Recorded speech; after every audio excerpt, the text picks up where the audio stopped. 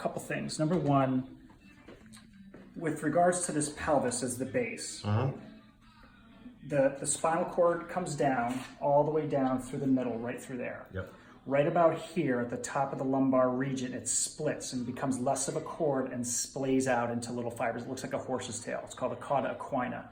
So as it splits out, there's a little more like fibers that come down and come out towards the sciatic and all that kind of stuff. So it has more of a direct influence on sidedness and tension of on the traction on those nerves than one particular cord would. Does that make sense? So if I tug on one side of the horse's tail versus the other side of the horse's tail, it's going to have a tendency to bias what that horse is going to do. I've asked horse people about it. It does. They tug on the tail, it goes backwards. Things like that.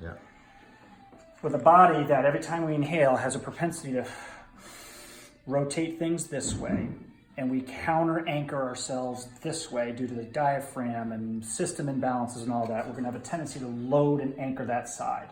So it's taking that horse tail, pulling down on it a little bit, which the spinal cord, the rest of it is plastic by design. It doesn't have flexibility. So the whole traction on that side of the spinal cord will influence it. There's a little division down the middle of that spinal cord, okay? So when that's biased that way, it pulls, but it also is going to twist, and it creates this little torque. So externally, bones and joints will begin to kind of compensate to adjust to that. But in that center region, all the way up into your head and your neck, you're going to get this traction along that spinal cord, and it's going to pull down in certain positions because of the twist that's happening. Traction, traction, traction, just as if I tucked my shirt in like this, it's going to influence my movement. That brainstem does not like that.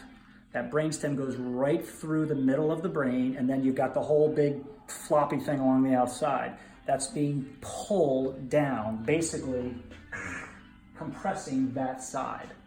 Does that make sense?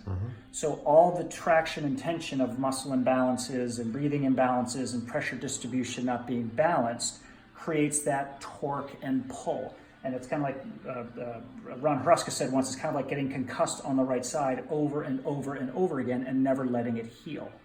So all the time, this thing gets torqued and pulled and rotated into certain directions. And that creates further compression on that brainstem, which causes mixed signals to your system.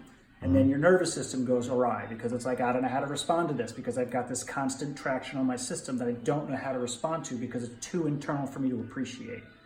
So when we work on breathing and expanding other areas of your body and back and getting movement into your pelvic floor, when I'm talking about moving guts around in different directions, it's saying, I want to get this container in as balanced a position as possible so that that spinal cord has flow up and down both sides of it, for the cerebral spinal fluid to flow around it and flow all around both sides of the brain up above, so that it's not getting constantly tractioned and decreasing that flow, which is what kind of messes up the nerves that exit the cervical spine and the lumbar spine and all that other area. So think, if you can, about when you're seating onto that left sits bone and you're opening things up a little bit to get air to move.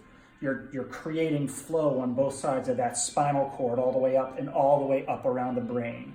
When I have you doing stuff where you're reaching and I'm saying expand and contact certain parts of your teeth, same thing. It's adjusting a jaw position and a skull position to allow expansion intracranially in that skull to expand more evenly on inhalation and exhalation through the nose. That allows that flow, vertebral, cerebrospinal fluid, all that stuff to do what it's supposed to do most effectively.